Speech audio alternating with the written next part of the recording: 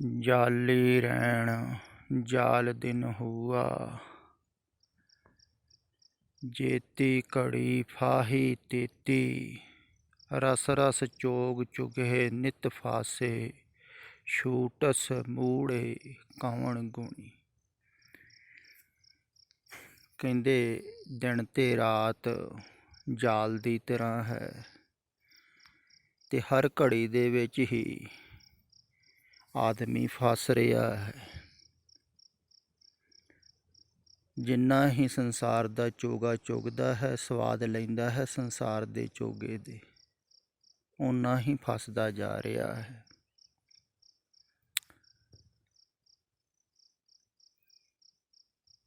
ਤੇ ਜ਼ਿਆਦਾਤਰ ਲੋਕ ਉਹ ਫਸਦੇ ਹਨ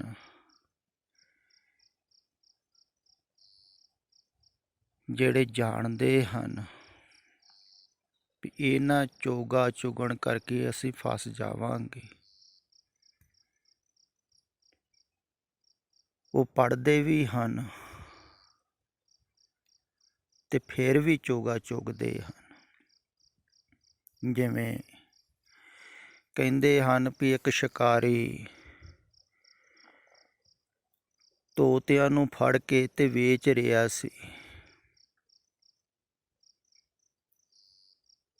ਇੱਕ ਸਾਧੂ ਮਹਾਤਮਾ ਨੇ ਦੇਖਿਆ ਪਿੰਜਰਿਆਂ ਦੇ ਵਿੱਚ ਪੰਛੀਆਂ ਨੂੰ ਕੈਦ ਕੀਤਾ ਹੋਇਆ। ਤੁਹਾਨੂੰ ਚੰਗਾ ਨਹੀਂ ਲੱਗਾ ਵੀ ਇਹ ਸੁਤੰਤਰ ਉੱਡਣ ਵਾਲੇ ਪੰਛੀ ਵਿਚਾਰੇ, ਇਹਨਾਂ ਨੂੰ ਕੈਦ ਕੀਤਾ ਹੋਇਆ ਹੈ। ਧਾਰਮਿਕ ਦੇ ਅੰਦਰ ਦਇਆ ਹੁੰਦੀ ਹੈ। ਉਹਨੇ ਪੁੱਛਿਆ ਸ਼ਿਕਾਰੀ ਨੂੰ ਕਿੰਨੇ ਪੈਸੇ ਲੈਣੇ ਹੈ। ਸ਼ਿਕਾਰੀ ਨੇ ਦੱਸਿਆ। ਉਹ ਸਾਧੂ ਨੇ ਇੰਤਜ਼ਾਮ ਕੀਤਾ, ਜੋ ਵੀ ਹੈ ਸੀ ਉਹਦੇ ਕੋਲ ਉਹਨੂੰ ਦਿੱਤਾ। ਉਹ ਸਾਰੇ ਹੀ ਪੰਛੀ ਖਰੀਦ ਲਏ। ਪਿੰਜਰਿਆਂ ਨੂੰ ਲੈ ਕੇ ਆਪਣੀ ਕੁਟੀਆ ਦੇ ਵਿੱਚ ਆ ਗਿਆ ਤੇ ਸੋਚਿਆ ਵੀ ਅਗਰ ਇਹਨਾਂ ਨੂੰ ਇਸ ਤਰ੍ਹਾਂ ਹੀ ਉਡਾ ਦਿੱਤਾ ਤੇ ਭੋਲੇ ਭਾਲੇ ਹਨ ਵਿਚਾਰੇ, ਫਿਰ ਫਸ ਜਾਣਗੇ।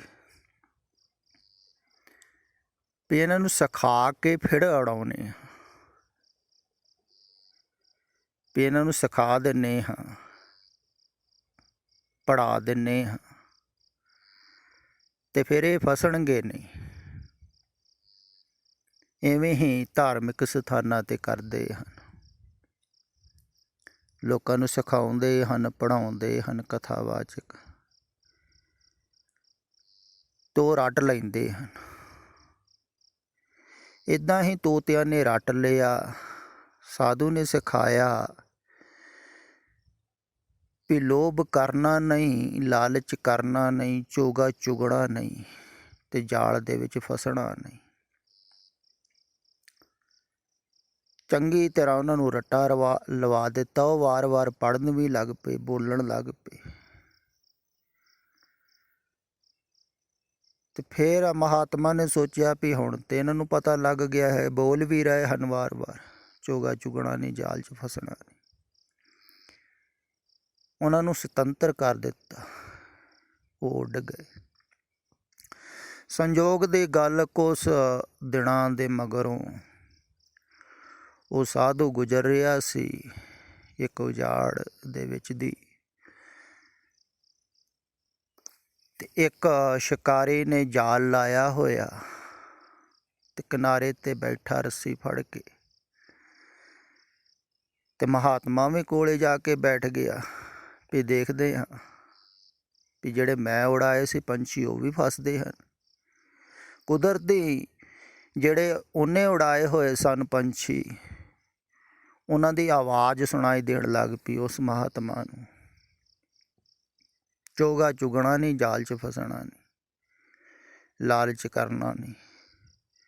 ਉਸ ਮਹਾਤਮਾ ਬੜਾ ਖੁਸ਼ ਹੋਇਆ ਵੀ ਇਹਨਾਂ ਨੇ ਦੂਜਿਆਂ ਨੂੰ ਵੀ ਸਿਖਾ ਦਿੱਤਾ ਹੋਣਾ, ਵੀ ਦੂਜੇ ਵੀ ਬੋਲ ਰਹੇ ਸਨ, ਕਿਉਂਕਿ ਸੰਗਤ ਦਾ ਅਸਰ ਤਾਂ ਹੁੰਦਾ ਹੀ ਹੈ ਨਾ। ਚੋਗਾ ਚੁਗਣਾ ਨਹੀਂ, ਜਾਲ 'ਚ ਫਸਣਾ ਨਹੀਂ। ਪਰ ਇਹ ਕਹਿੰਦੇ ਕਹਿੰਦੇ ਹੀ ਤੋਤੇ ਉਹ ਚੋਗਾ ਚੁਗਣ ਲੱਗ ਪਏ ਜਿਹੜਾ ਉਹ ਸ਼ਿਕਾਰੀ ਨੇ ਪਾਇਆ ਹੋਇਆ ਸੀ ਦਾਣੇ। ਤੇ ਉਹ ਚੁਗੀ ਜਾ ਰਹੇ ਹਨ ਤੇ ਨਾਲੇ ਕਹਿ ਰਹੇ ਹਨ ਚੋਗਾ ਚੁਗਣਾ ਨਹੀਂ, ਜਾਲ 'ਚ ਫਸਣਾ ਨਹੀਂ, ਲਾਲਚ ਕਰਨਾ ਨਹੀਂ, ਤੇ ਉੱਡ ਰਹੇ ਨਹੀਂ ਹਨ। ਤੇ ਸ਼ਿਕਾਰੀ ਨੇ ਖਿੱਚੀ ਰੱਸੀ ਤੋਂ ਸਾਰੇ ਹੀ ਫਸ ਗਏ।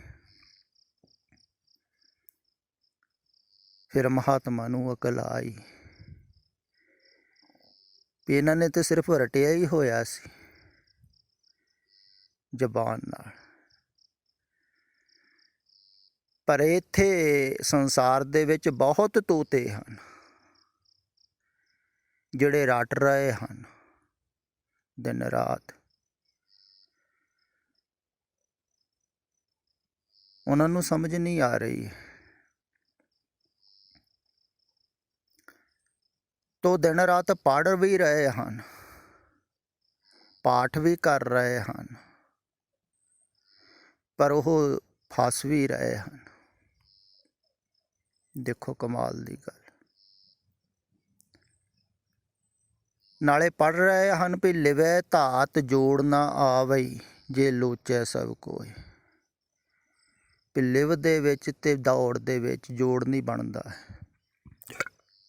ਬਣ ਵੀ ਨਹੀਂ ਸਕਦਾ। ਮਾਇਆ ਦੀ ਧਾਰਨਾ ਦੇ ਵਿੱਚ ਤੇ ਧਰਮ ਦੇ ਵਿੱਚ ਜੋੜ ਨਹੀਂ ਬਣਦਾ ਹੈ, ਉਹ ਕਹਿ ਸਕਦੇ।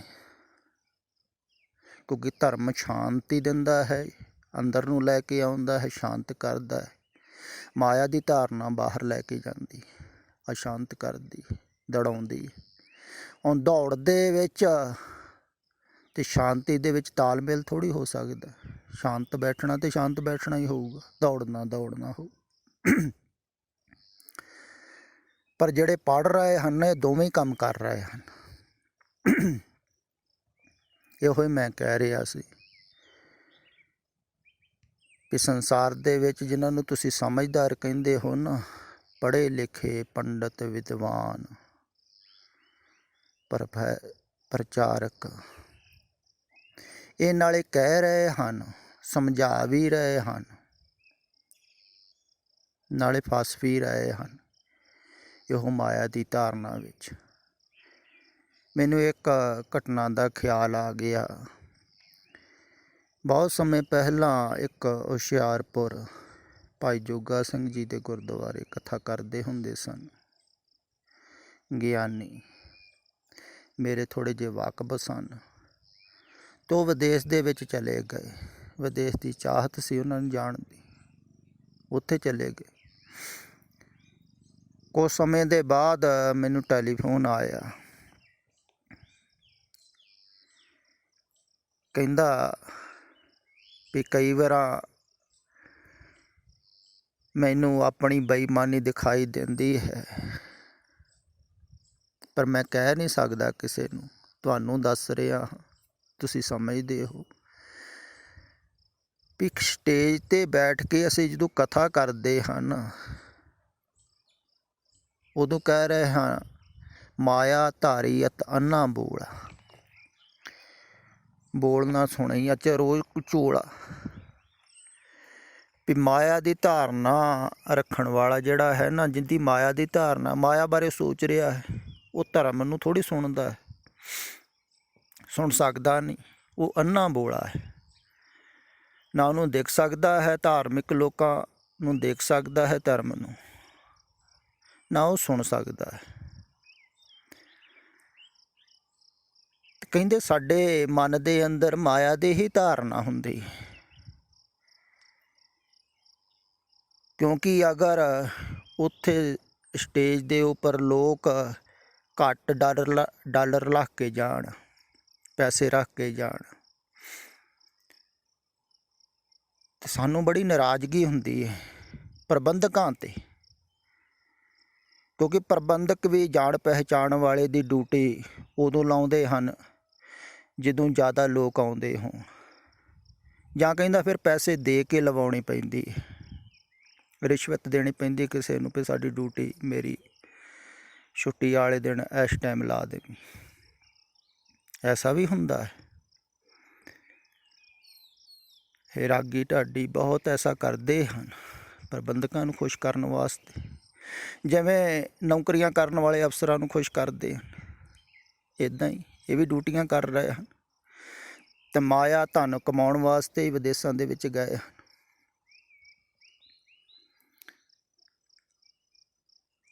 ਉਧਰ ਕਹਿੰਦਾ ਜਦੋਂ ਅਸੀਂ ਕਥਾ ਵੀ ਕਰ ਰਹੇ ਹਾਂ ਤਾਂ ਵੀ ਧਾਰਨਾ ਮਾਇਆ ਦੀ ਹੈ। ਖਿਆਲ ਤੇ ਮਾਇਆ ਵੱਲ ਹੈ। ਭਾਵੇਂ ਕੋਈ ਕੀਰਤਨ ਕਰ ਰਿਹਾ ਹੈ, ਕਿੰਨੇ ਲੋਕ ਆ ਰਹੇ ਹਨ, ਕਿੰਨਾ ਪੈਸਾ ਦੇ ਰਹੇ ਹਨ ਕਿ ਨਹੀਂ ਦੇ ਰਹੇ ਹਨ, ਪਰ ਕਹਿ ਰਹੇ ਹਾਂ ਅਸੀਂ ਮਾਇਆਧਾਰੀ ਅਤਨ ਅੰਬੋਲ। ਦੇਖੋ ਤੁਸੀਂ ਕਮਾਲ ਦੀ ਗੱਲ, ਜਿਹੜਾ ਕਹਿ ਰਿਹਾ ਹੈ ਉਹਦੀ ਹੀ ਧਾਰਨਾ ਮਾਇਆ ਦੀ ਹੈ। ਇਹ ਤਾਂ ਉਲਟੀ ਗੱਲ ਹੋ ਗਈ ਨਾ। ਜਿਹੜਾ ਕਹਿ ਰਿਹਾ ਵੀ ਆਹ ਜ਼ਹਿਰ ਨਾ ਖਾਓ, ਉਹੋ ਜ਼ਹਿਰ ਖਾ ਰਿਹਾ ਹੈ।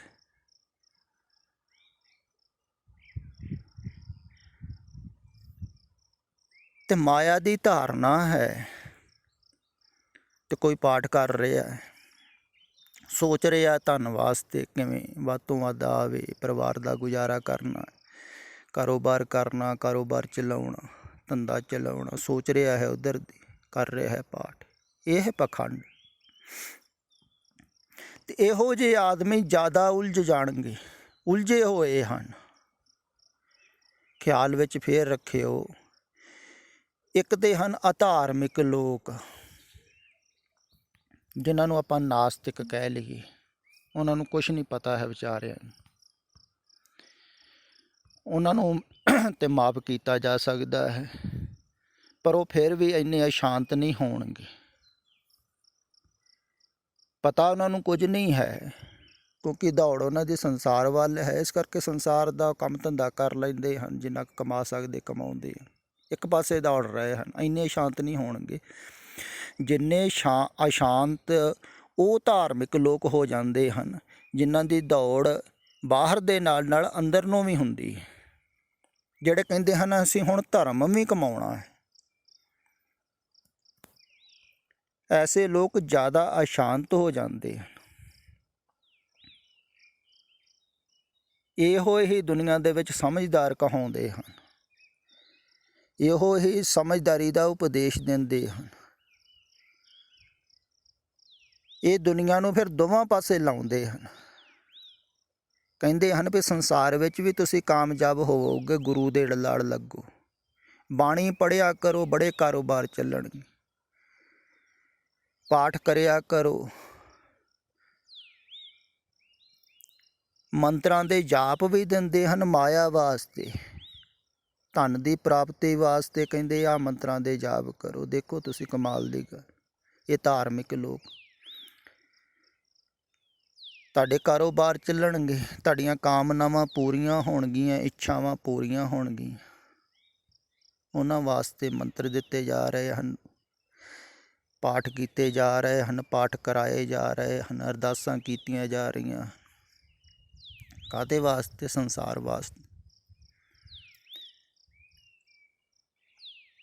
ਤੇ ਉਪਦੇਸ਼ ਕੀ ਕਹਿ ਰਿਹਾ ਹੈ?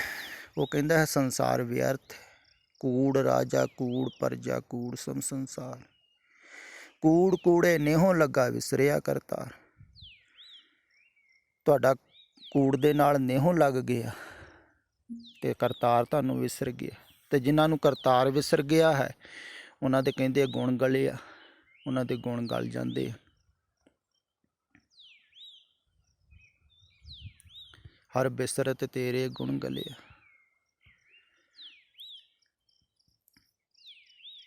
ਤੇ ਜਿਨ੍ਹਾਂ ਦੇ ਸੰਸਾਰ ਵੱਲ ਖਿਆਲ ਹੈ, ਸੰਸਾਰ ਦੀਆਂ ਚਾਹਤਾਂ ਹਨ, ਸੰਸਾਰ ਦੀਆਂ ਇੱਛਾਵਾਂ ਹਨ, ਮਾਇਆ ਵੱਲ ਖਿਆਲ ਹੈ, ਉਹ ਧਰਮ ਕਿਵੇਂ ਕਮਾ ਸਕਦੇ ਹਨ?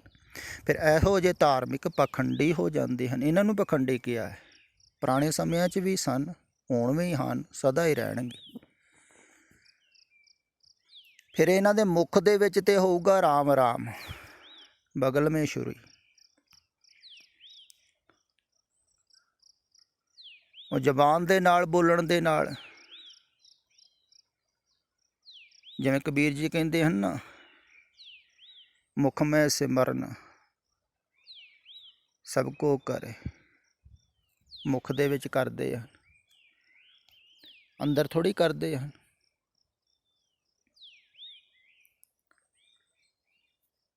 ਤੇ ਮੁੱਖ ਦੇ ਨਾਲ ਤੇ ਰਾਮ ਰਾਮ।